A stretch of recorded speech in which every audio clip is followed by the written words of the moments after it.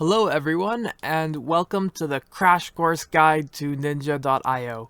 In this video, I'll be going over the basics of the game, and I'm going to be taking the assumption that this is your first week or maybe first day of playing, so this video is going to be for the super new players who just need some help getting an initial feel for things. Just to get this out of the way, you can press the H key to see all of the controls. So this video is going to be more focused on the gameplay side of things than the control side of things, I guess. In the first half of this video, we'll go over weapons, how to pick them, and how to use them. Then we'll briefly talk about items, and in the last half of the video, we'll go over movement tips and tactics, which are really important. Now, without further delay, let's start the actual video. One of the first things you might notice when you start up a game is that there are a lot of different weapons and weapon types available. So before we do anything else, let's talk about primary and secondary weapons. Basically, you can spawn in with two weapons, one primary weapon and one secondary weapon. Your primary weapon is usually stronger than your secondary weapon, and it's what you'll be using in most fights. But there's a catch. Most of the primary weapons in Ninja.io have specific weaknesses and do poorly in certain circumstances. For example, at a long range, the shotgun is really weak, go figure, and the Berette's accuracy drops a lot when you take damage, so it's really weak against rapid fire weapons. In these types of situations, your secondary weapons are going to become very important. Secondary weapons are used to make up for the weaknesses that your main weapon has, and so you have to pick a secondary weapon that complements your primary weapon. For example, if you are using a shotgun, which is a close-range weapon, you might pick something like Deagles or the RPG as your secondary weapon. By doing that, when you are being attacked from a medium to long range, you can swap to your secondary and defend yourself properly. If you had no secondary weapon, you would be in trouble since the shotgun is at a very big disadvantage when fighting at long ranges. So secondary weapons are super important because they allow you to cover all of your bases and make up for the weaknesses that your primary weapon has. And the shotgun and Berette are obvious examples since those weapons are they're probably some of the most they have the most specific strengths and weaknesses in the game. So let's take a look at a more subtle example to kind of drive this point home. Even with relatively well-rounded weapons like the rifle or say the minigun, you still get very big advantages out of using secondary weapons. When you are looking at pretty well-rounded weapons that don't have glaring or specific weaknesses, just think about what strengths they don't have and then pick a secondary that brings what they're missing. And just keep in the back of your head that weapons do get rebalanced, but as of making this video, the rifle is a pretty consistent weapon at any range. But what it lacks when compared to something like the shotgun or the Berette is burst damage. Rifles have lots of trouble doing lots of damage in a super short amount of time, which can be really important in some cases. Rifle users usually end up having to drag their fights out longer, and so to make up for this, you might want to pick a secondary that gives you lots of burst damage, like say the RPG or maybe the MAC-10. So no matter what weapon you choose as your primary, you'll always benefit from using a secondary along with it. When you are picking weapons, I can't speak, I'm sorry. When you are picking weapons in this game, you don't just pick them based on damage potential alone. You pick weapons that complement each other. Both your primary and secondary weapons need to work well together. You don't pick a secondary that's just a worse version of your primary. For example, you would almost never use a MAC-10 with an SMG or a shotgun. Your secondary should give you something that your primary lacks. And a super important thing to work on when you first start playing is to make sure that you actually do use your secondary weapons, because a lot of new players will forget to switch weapons even when their primary is at a huge disadvantage. You need to make sure that you are using the right tools for the job and swap weapons whenever it can give you the edge. So don't forget about your secondary while you're playing.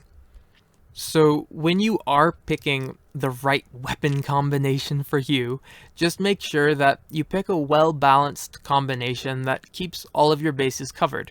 And remember, your decision is not permanently locked in or something once you make it. Try out different combinations and see what you enjoy using the most. Now, with that said, there are some weapons in this game that sort of depend on context. For example, in a close quarters map like Cathedral, the pulse gun can do a lot of damage, since there are a lot of opportunities for its shots to bounce around all over the place. But if you were in a really big and open map, then the pulse gun will become a lot less useful because there are less opportunities to exploit its strengths. So, as you gain more experience with the game, you might want to start thinking about rotating your weapon combinations and, which weapons and tactics you choose to use depending on the circumstance. And then by rotating your weapon combinations, you can get an edge out of that. But of course, doing that means you'll need to learn to use a lot of different weapon types, which might be a bit confusing for new players. So, only try doing this if you feel up to it. Now that you have a general idea of how to pick your weapons, what to look for when you're picking weapons, and what to avoid, let's talk about aiming with those weapons, because aiming is very important. So, on the topic of aiming with your weapons, every weapon in this game does aim a bit differently, and I don't have time to go over all of them in this video, because obviously it would become like an hour if I did. But as a general rule of thumb, with weapons that do very high damage or are able to kill in one shot, you'll usually want to aim for the center of mass, and that's just fancy talk for saying around the middle part of your enemy, which means like, around their chest area. And with weapons that shoot really fast but don't do that much damage, you'll want to be hitting as many headshots as you can to maximize their damage output. And that means you want to aim for around the neck or head with those types of weapons. And the reasoning for this is kind of self-explanatory, but it's basically just if your weapon does high damage anyways, your main priority is you want to be hitting your shots, and you don't want to be wasting your bullets, since usually you have less magazine rounds, and I'm not a gun expert. I don't know what it's called, but like I think it's rounds or something, but you have less rounds in the magazine or whatever usually, so you want to make sure you hit each of your shots. And with weapons that shoot really fast, since your magazines are usually larger and they shoot quicker, so it's harder to avoid, it's a lot better to aim for the head because it's less punishing if you do miss. And lots of weapons in this game aim differently and have, different bullet drop and bullet spread, so how you hit those areas will vary, but those are just generally like the target points you want to try and hit. And obviously, like, there are some specialist weapons that don't fit into these two categories, but this should cover most of the general stuff and get you started in the right direction. Now, before we move on to talking about movement, that was not an intended pun, I'm sorry. But before we go on to talking about movement, I need to address the topic of items and throwing stuff. First, just a simple thing to get out of the way. If you are damaged or at low health, just go find a med kit and heal. If you're out of stuff to throw, you want to go find another box of said stuff and then go back to the fighting afterwards. You do not want to be fighting at a disadvantage. Take every advantage you can get. With that out of the way, let's talk about throwing stuff. I don't think this is even a word, but I'm just going to call anything you can throw in this game throwables, and I'm going to call them that because you can throw them. Another important thing to note is that you don't want to just dump all of your throwables onto the ground when you see an enemy. Instead, try and only throw Try and only throw at people if you're sure you can hit them, which usually means you'll want to wait until you're at a reasonably close range before using your throwables. As of this video, there are 4 main types of throwables, and I'm just going to go over them all briefly and how to use them. Just a brief overview. Okay, so let's start with Shuriken. You spawn in with a throwable called Shuriken. You get 3 of them, and each hit from one of these does a decent amount of damage. You can also leave them on the ground, sort of like a trap, and they'll also do a small amount of damage that way. The real strength of Shuriken, though, shines when you hit headshots, and so you want to try and aim for the head with Shuriken to get the most damage out of them. This is usually easiest to do when you're somewhat above your enemy. Like I said earlier, you can leave them on the floor as sort of like traps, but that only really works against players who are at a low health who are at very low health, and that's again still depending on like if you almost know where they're going. So don't just dump them on the floor. Use them, throw them at people. Don't dump them on the floor as traps. That's probably not a good way to use them. On to the next throwable, snowballs. Unlike Shuriken, you get 5 snowballs when you pick them up, but they do less damage. Like Shuriken, to get maximum value out of snowballs, you want to aim for the head. And since you have 5, it is easier to hit some headshots. Snowballs disappear when they hit the ground though, so you can't set traps with them or anything like that. The next one is grenades. These green grenades take out an opponent in one shot, so unlike the previous 2 throwables on this list, you do not want to aim for the head with these. Instead, aim for the center of mass, meaning you want to aim for around your enemy's torso, because as long as you hit them, you'll win. So, like all throwables though, if you are flying fast with these, you can throw them in a certain way to increase their throw speed, which you sort of have to like time it with a little bit of a flip. It's hard to describe, but hopefully this image on the screen will give you an idea of what I'm talking about. And the final throwable we'll be discussing are cluster grenades. Cluster grenades break up into little pieces as soon as they hit something, and each little piece spreads out and can do a small bit of damage. When you use these, think about where the pieces will go instead of thinking about the main grenade itself, because the main grenade doesn't do any damage. It's the pieces that you need to direct. You can usually aim in front of your opponent's feet to get this to work, or if, say, they're a Barrette user and you just want to do a little bit of damage to inflict the Barrette accuracy nerf, then you might actually want to aim at something else to get them to spread out. So that's a general look at throwables. Now let's move on to movement. In this next section of the video, I want to talk a bit about movement and how to move quickly while still being aware of your surroundings. First, let's talk about screen pushing. Obviously, if you can spot your enemy before they see you, you are at a huge advantage. And something you may have noticed is that when you push your mouse to one side of the screen, your camera kind of follows your mouse cursor and shifts focus.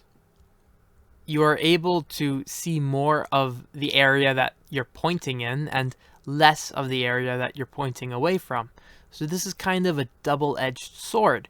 You can see more on one side, but at the cost of losing sight on the opposite side. Because of this, you only ever want to screen push all the way if you are sure that the opposite side you're sacrificing is safe. You'll usually want to screen push at least a little bit, and always towards the side that you expect enemies will come from. For example, if you are using your flight to move really fast to the right side of the map, and you don't think that anyone behind you will be able to catch up or is even close enough to see you, then you can get away with pushing your screen towards the right side, which means that you can spot a lot of enemies before they'll be able to see you. How much you choose to push your screen will just depend on the context, how many people are in the lobby, and roughly how many people you think are behind you, so you just have to make an educated guess and sort of like an estimate and work off that. Just make sure you only screen push when you feel it's relatively safe. You'll learn to screen push more accurately and create safer opportunities to do so as you get more experience with the game. Of course, to do what I was just talking about and push your screen to one side and then rely on your speed to keep your sacrifice side safe, you'll need to use your flight very well. And so that's what this next section is about, using your flight to move quickly.